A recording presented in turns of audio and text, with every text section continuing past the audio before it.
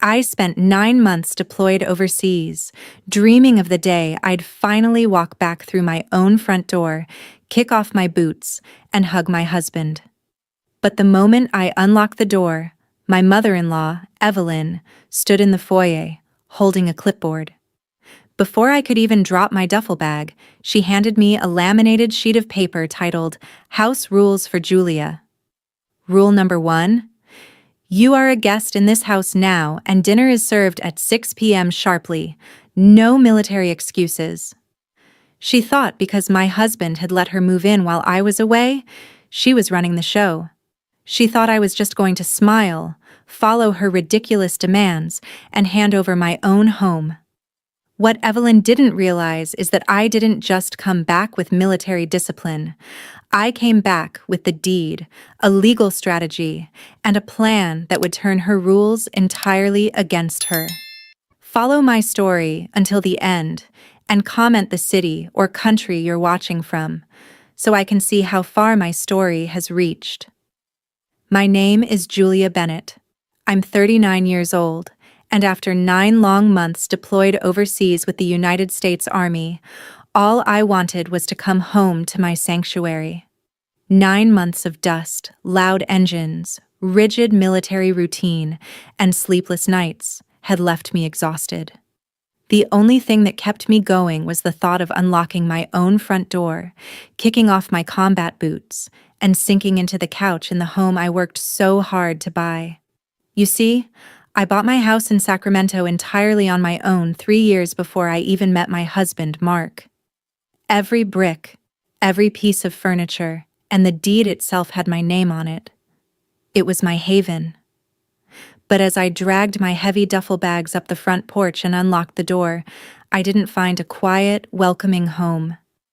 I stepped into total chaos.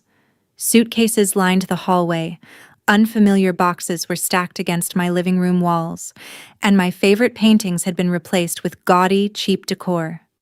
Before I could even call out for Mark, my mother-in-law, Evelyn, stepped out from my master bedroom, wearing a silk robe that wasn't hers.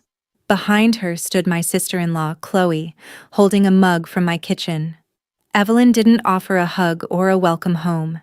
Instead, she adjusted her glasses, crossed her arms, and thrust a laminated sheet of paper directly into my chest. "It's about time you made it back, Julia," she declared. "We need to go over the house rules right now." I stared at the laminated paper in my hand, completely speechless. Across the top, in bold, oversized red letters, it read, "House Rules for Julia." I scanned the list, my heart pounding harder than it ever did during tactical drills. Rule number 1, curfew is 9 p.m. sharply, no incoming or outgoing activity after hours. Rule number 2, Julia is responsible for daily kitchen cleanup and laundry for all house members by 7 a.m. Rule number 3, the master bedroom is permanently assigned to Evelyn due to her delicate back. Julia will occupy the guest room. And the absolute kicker, rule number 5, due to increased household utility expenses, Julia will pay $800 monthly in room contributions to Evelyn. $800 a month to live in my own house? The house I paid the mortgage on every single month? Just then, Mark walked in from the kitchen, holding a bag of groceries. He looked at me, then at his mother, shifting uncomfortably on his feet. "Mark," I said, holding up the paper, my voice dangerously calm. "What is the meaning of this?" Mark wouldn't even meet my eyes. "Look, Julia, let's not make a scene," he muttered, coming over to pat my shoulder. "Mom and Chloe were having a hard time with their landlord while you were away. They just needed a place to stay. Mom put those rules together just to keep some order around here while you transition back to civilian life. It's really not a big deal." It wasn't a big deal? My husband had secretly handed over my home, my bedroom, and my life to his entitled mother, and expected me to fall in line. 9 months in the military had taught me one critical lesson: never launch a counterattack without gathering full intelligence first. So, instead of exploding right then and there, I let out a slow breath, folded the laminated list, and slipped it into my pocket. "Fine," I said, keeping my face completely unreadable. "I'll head to the guest room and unpack." Evelyn smirked, clearly believing she'd intimidated me into submission. Mark looked visibly relieved, thinking he'd successfully avoided a confrontation. But while they thought I was meekly accepting my new role as a guest in my own home, I spent the next 24 hours quietly observing everything. That evening, I sat in the guest room with my laptop, pulling up my financial statements. What I found made my blood run cold. The joint household account I'd set up for Mark to manage utility bills had been systematically drained. Thousands of dollars had been transferred out over the last 6 months, paid directly to high-end clothing boutiques, luxury spas, and credit card balances under Chloe's name. Mark hadn't just let them move in. He'd been funding their lavish lifestyle with my hard-earned military pay. But the breaking point came at midnight.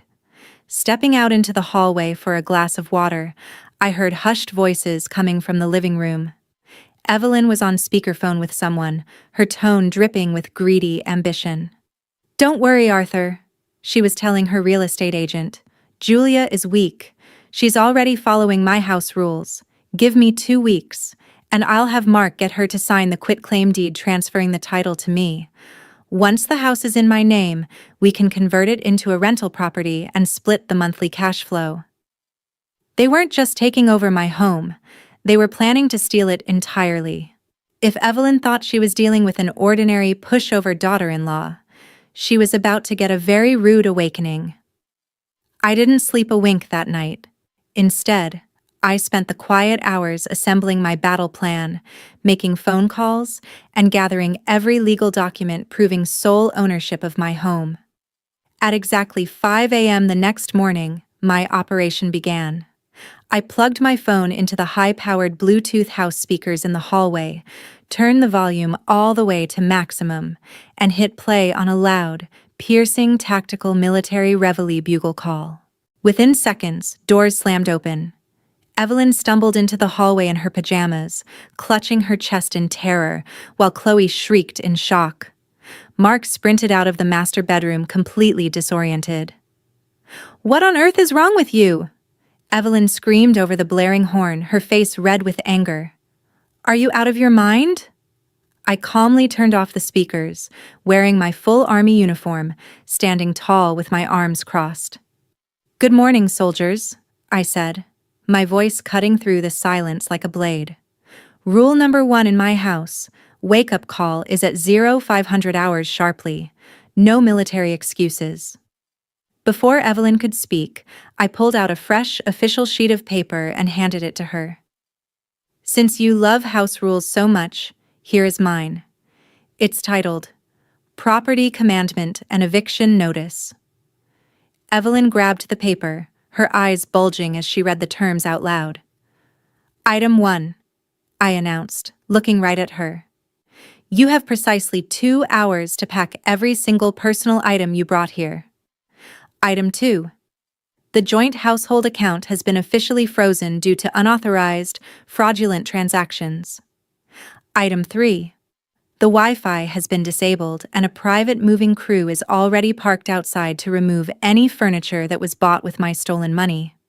You are officially relieved of duty in my home."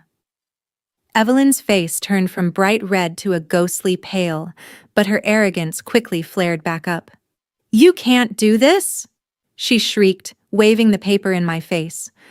"This is my son's house. He invited us here, and you have no right to kick us out like dogs. I'm calling the police, and will sue you for unlawful eviction." Mark stepped between us, looking panicked. "Julia, stop this right now," he yelled. "You're taking this way too far. She's my mother. So what if she spent a little extra money? She was taking care of the house while you were away playing soldier. You owe her respect." "I owe her respect?" I asked, letting out a cold, hard laugh. "Mark, she was literally on the phone last night with a real estate agent, plotting to steal this house from under me."